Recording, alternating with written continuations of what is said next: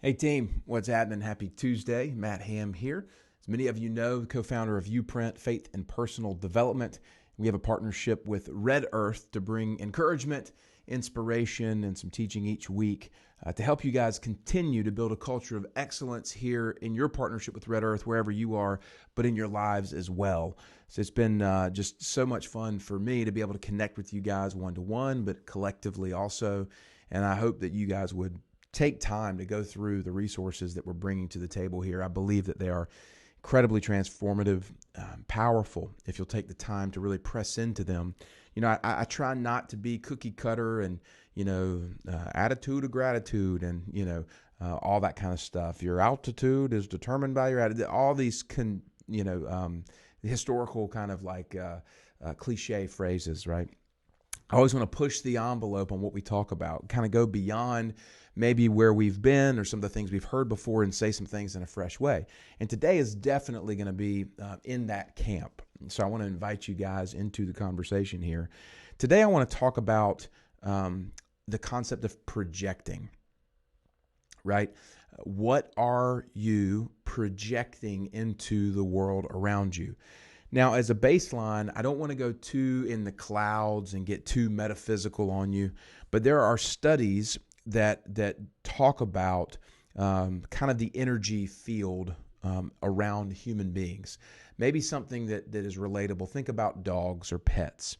When you carry a certain sternness in your voice, and a dog responds to that, the dog feels the energy that you're putting off, because the dogs, they can hear words, but they understand tone and they feel energy. If you see what I'm saying, they don't hear your words to say because you could probably say ugly words to a dog, but say it in a cute tone, and the dog would have no knowledge. But you could also be stern and say I love you, and the dog is going to feel the energy you're putting off by your tone, body language, inflection, etc. Similar concept is we human beings, it's weird to think about, but we're made up of atoms, right? All these little atoms at a cellular level are just spinning around. So there's neutrons and protons and all those different things that we learned back in school, but we have energy. And it's said that the heart has an energy field, around it. And that's specifically why when you look at animals and things, that they know when their owners are sick. You've seen these videos online when, maybe an owner of a dog is dying of cancer and the dog comes up because the dog feels that energy. And so using that as context, I don't want to go too to the moon on this. And people say, what does this matter? That it matters because it is how we were created. We carry an energy force with us wherever we go, and we project that energy into the world around us. And whatever we project, I believe, is what we end up receiving. And so often, because our thoughts are powerful, because you can literally begin to think about something and then watch that something begin to manifest or come forth. And not, again, I'm not saying name it, claim it, and Think and Grow Rich, these kinds of books, but there's so much truth to that. So you've got to take the baby of truth in that instance and throw out the bathwater. But don't throw out the baby as well. There's a powerful concept of what we project, the energy we carry, and the thoughts that we allow to come in, and how our lives begin to reflect that. So that being said, I want to kind of just give you guys a few snapshot points today. And this is an early on conversation, so I'm really introducing an idea. We can talk through it individually if you want, but I want to challenge you guys to sit with this and maybe begin to this week walk this out. I think number one is are you even aware of the energy that you project? Are you even aware of the energy that you project? I think a lot of times we're just busy.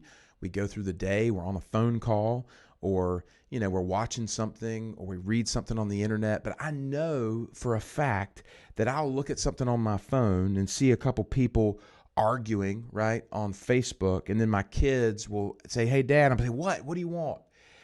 The energy that I'm projecting on them is coming out of my frustration with what it is that I'm reading. And so we have to have an awareness of our surroundings, our environment, and what throws our energy off. And that is a challenging thing to grab hold of, because a lot of times it's attached specifically, uniquely, individually to who we are. You know, my wife lost her father when she was 14 years old to cancer. And she didn't realize this, but she had an internal trigger of sickness and illness that manifested itself once we began to have kids. And our twins were born in the neonatal intensive care. They spent the first 4 weeks of their life on tubes and hoses learning how to breathe. And that triggered her pain in her past, being attached to sickness and illness. So when the kids were 3 or 4 years old and they got a bad cough and they started to wheeze, my wife would automatically go into panic and anxiety because she was triggered by this negative energy that was being projected on her and kind of got in and got to a vulnerable place for her. And so we had to work through that by being aware that there's something going on here other than just, our five senses. There's something beyond what we can see, that we feel. And so my wife's had great freedom from that, and we've been delivered from it in many ways. But even now, this popped up this week. This is what makes me think of these things. Is our youngest daughter, who is 9 months old. Her name is Emmy, Mary Elizabeth. Her initials Emmy, is the sweetest little happy girl in the world. But we've been on lockdown for 6 weeks now, 8 weeks, whatever it's been. And she started running a fever. And immediately, oh my gosh, right? Energy goes through the roof. That thought goes into your heart. Oh my gosh, she has coronavirus, panic, fear, blah, blah, blah. Not the case, right? So I had to work with my wife on the awareness of the energy and what she was projecting, because when she projected the fear and paranoia and panic, it created an environment in our household that was just this negative energy, and we had to put a stop to that. Now my daughter is back doing much better today. This morning, she didn't have a fever. If anything, it was a very low grade fever, like 99.0, and that's normal for a baby. But she's doing great, and I told my wife there was victory in that. So awareness and understanding is incredibly important. The second piece here is you have to always come from a place of centeredness. And once you have an awareness, you have to learn how to recenter your energy, recenter what you're projecting, and really take that thing captive. And so, for me, if I'm on the phone and my kids interrupt me and you have to be able to transition from your state of stress and lost energy. You have to know it, and then you have to recenter it. And so sometimes you might need to take a pause. You say, okay, I'm going to pause for a second. I'm going to regather myself. I'm going to center myself. Meditation is a great practice in this. Prayer is a great practice for this. For me, reading the Word is a great practice for this. Knowing and understanding the Word so that you can recite it or say it out is very powerful. These are all practical things you can do. I don't know what it is that you desire to do, but you have to have a center, because when you engage in relationships and there's not centeredness, it's going to get thrown off. For example, last night, Monday night, I meet with a group of guys I have been for a couple years now, and I normally walk in with a good kind of centered place. I'm looking forward to it. But I was on the phone walking in. I was already frustrated from some things earlier in the day with what we're walking through with my daughter being sick and my wife and so forth. And so I walked in with I was off center. My energy was off. I was projecting a little bit of negative energy. And they asked me to teach and lead. And so I'm leading and teaching. And all of a sudden, two guys started getting off on a tangent. And I kind of snapped. And I said, guys, listen, we're here for this. We need to get back on topic. But it had a tone in it that was not gentle. This is the third thing I would say is I always think that we should operate with a threefold approach in relationships, especially in leadership. We should be gentle, we should be joyful, but we should be firm. Gentle, joyful, firm. Gentle, joyful, firm. If you're missing one of those three elements, it's not going to work. You can be gentle and you can be firm, but if you're not joyful, energy's off, right? You can be joyful and you can be gentle, But if you're not firm, you're going to get walked all over. And if you are, gentle or joyful and firm, but not gentle, you can be abrasive. And so what happened last night to me is I was abrasive. I was lacking gentleness. And so it got off, and it happened. So this morning I had to call, and I said, guys, listen, I apologize. I was off center, and, forgive me for that. Let's work toward keeping, our focus and so forth. And it was well received.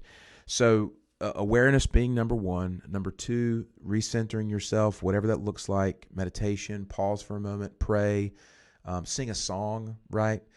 Laugh out loud, make yourself smile in the face, smile in the mirror, get your energy back up. Woo, those things matter. They matter because they recenter your energy.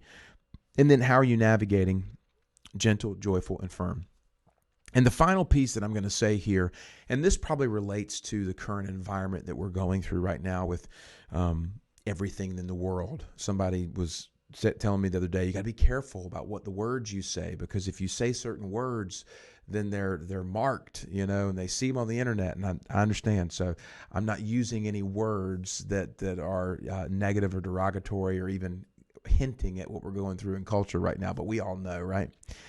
The point being is how are you thinking about this? How are you perceiving it in your mind? And then what are you projecting into your life? Because if you're projecting into your life, we're just staying at home and I'm just kind of hanging out and loving the season, and you begin to lose touch with purpose, and you get off track with your goals and your why that you started the year with. And it's not bad to have times of rest and vacation. I'm all for that. But you got to remember why you're here in the first place. For example, we have very specific goals with our organization this year for growth, expanding our digital content, networking and connecting with other businesses and individuals to help grow our subscriber base to help fund our nonprofit efforts. That's what we do. That's who we are. And it's been easy in this season to just go, hey, I'm kind of cool today, nobody's really doing anything anyway, so I can just kind of hang out up here and play a game on my phone or maybe watch this on my phone. If you're projecting kind of a lackluster, lackadaisical, kind of laissez-faire, free, whatever thing, then that's going to be what you end up receiving in your life. You've got to stay intentional during this season about what you're thinking and what you're projecting. Now, there's the polar opposites, right? There's the person who freaks out on one end and they're doing everything and they're trying to, drive, and they're going to wear themselves out and stress themselves out because, you can't completely influence everything by just being busy and doing more stuff. But then the other side of that is people who just completely veg out. I think there's a healthy balance there, a healthy intermediate where you rest, where your rest is, but you stay centered and joyful and focused about where it is that you're moving, and continue to project a good, healthy energy into the environment around you, into the relationships around you. Keep your heart centered from chasing rabbit trails. And what I'm speaking from is my own experience, guys. Last week I made the mistake of getting into some conspiracy theories, watching some videos on the internet, not taking my own medicine and keeping that stuff out of my heart. And I started getting in this weird space of like, I can't trust anybody, or this is that, and you go in a direction that is the opposite of who you are and where you choose to be. And those do not serve me well. So why am I choosing to engage in them?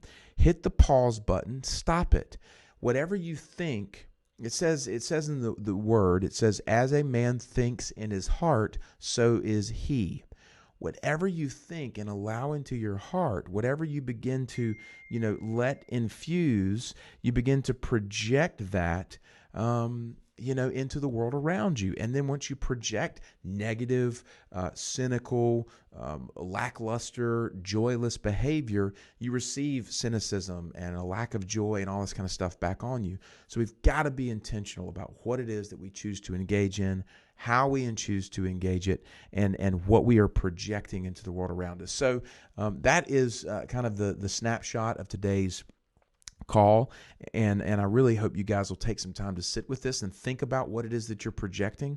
Think about what it is and how you center yourself. Think about how you engage in relationships. Are you gentle, joyful, and firm? And then what are you allowing into your heart? Are you chasing rabbits and all these different things you don't need to chase? Begin to refocus, recenter yourself. How are you projecting yourself into the world around you? Are you bringing light and life and joy and hope and encouragement? Or are you bringing Debbie Downer and negative cynicism and frustration? You can have a moment of frustration, but you can't live there, right? You can have a moment of frustration, but don't live there. So these are some thoughts, I think, just to start to get us moving in a good direction, because once this ends, and it will end, is we are going to be right back into a mode. And if you're not prepared for that, you're going to have another 2, 3, 4 weeks of lag time getting back up to speed. So you need to be mentally, emotionally prepared and ready at any moment, so that when the light switch gets flipped, you're on. Okay, you're on. The circumstances don't dictate and control that. You have the power within you to begin to control your thoughts and to determine your actions and to move and project a positive, encouraging environment, and then begin to step into it. So thank you guys for tuning in today. As always, I'm here if you need anything, 910-619-4644.